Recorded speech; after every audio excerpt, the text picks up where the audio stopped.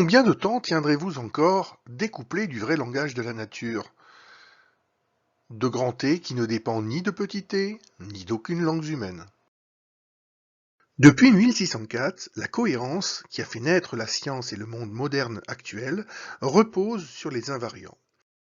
Trois expériences de physique et de pensée totalement inviolables sur la relativité, qui représente le Graal du réel indépassable, car conçu par les génies eux-mêmes.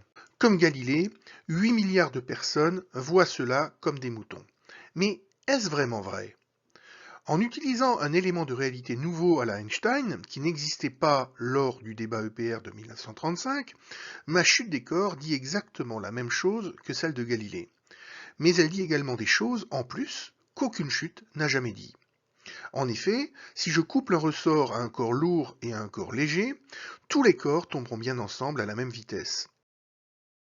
Le paramètre grand T, qui ne dépend pas de petit t, cher à Newton, est réintroduit.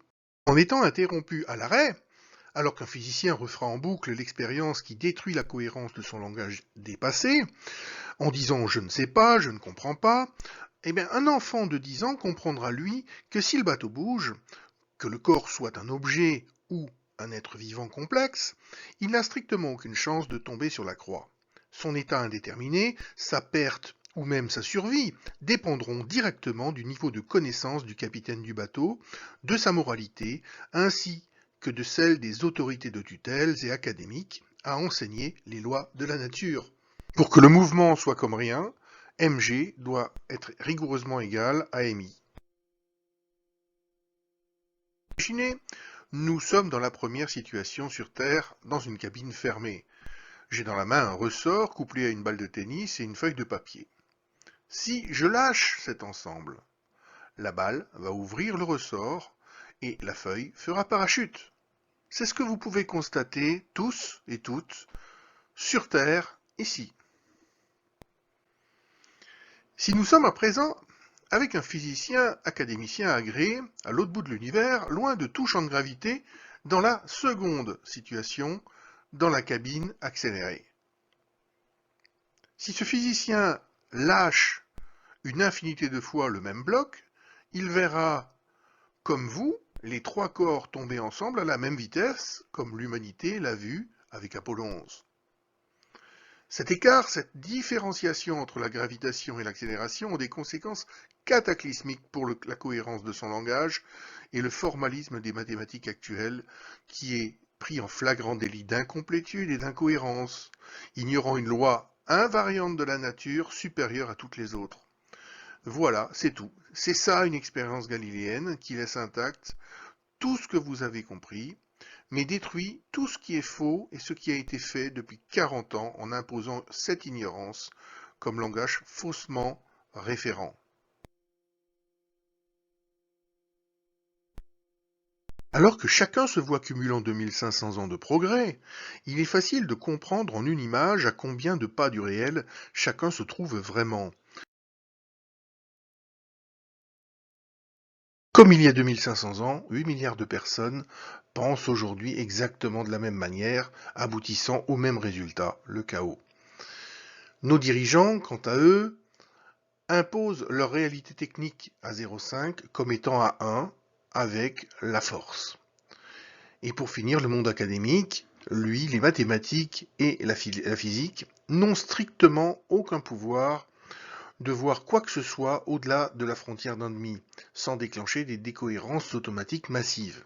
En étant le seul homme au monde à savoir faire un écart, à dire où je suis, si le bateau bouge ou pas, avec une précision de 1 grâce à de nouvelles expériences de physique et de pensée infiniment reproductibles, vous avez l'obligation de signaler publiquement au monde entier ce fait historique qui réouvre la voie des Galiléens. Une nouvelle loi fondamentale de la nature vous interdit de faire passer pour vraies vos réalités techniques 100% réversibles, ou de cautionner celles des autres alors que vous savez qu'elles entraînent une décohérence automatique massive au-delà de 0,5. En juxtaposant à 3 reprises une réalité équivalente, qui contredisent les 3 vôtres et complètent le formalisme quantique, En prouvant et démontrant être sorti du référentiel, j'ai l'autorité pour porter un jugement sans appel sur vos axiomes incompatibles avec ceux de la nature, sur votre science définitivement non moderne, en vous imposant d'abandonner la quête du réel à 1. Vous devez officiellement retirer votre garantie de cohérence au-delà de 1,5 à tous ces acteurs. Ne pas déclarer ni valider rapidement qu'une loi fondamentale de la nature supérieure à toutes les autres existe vous classera parmi les pires marchands de mort de l'histoire. On ne sait pas d'où vient, par quel mécanisme, les lois physiques s'appliquent aux objets physiques. Et vous voyez que dès que vous posez la question, ça devient vertigineux. Donc le mieux, c'est de ne pas poser la question. Sinon, ça oblige à suivre la pente de la réponse. J'ai ensuite traduit de manière invariante les différents aspects de la relativité dans un jeu entre deux corps premiers 100% égaux et 100% différents qui subissent les lois de la nature en gravitation. Cela m'a permis de donner au monde entier une image invariante qui rend compte des propriétés minimum qu'une transformation réussie doit avoir, toutes choses égales par ailleurs, qui dit à combien de pas du réel chacun se trouve. Quelle que soit la question posée, sa langue, l'espace et le temps, l'âge, le sexe, le niveau d'exigence de la personne qui s'interroge, à toutes les échelles et toutes les dimensions. Depuis plus d'un siècle, la science se trompe lourdement sur le vrai sens du langage de la nature.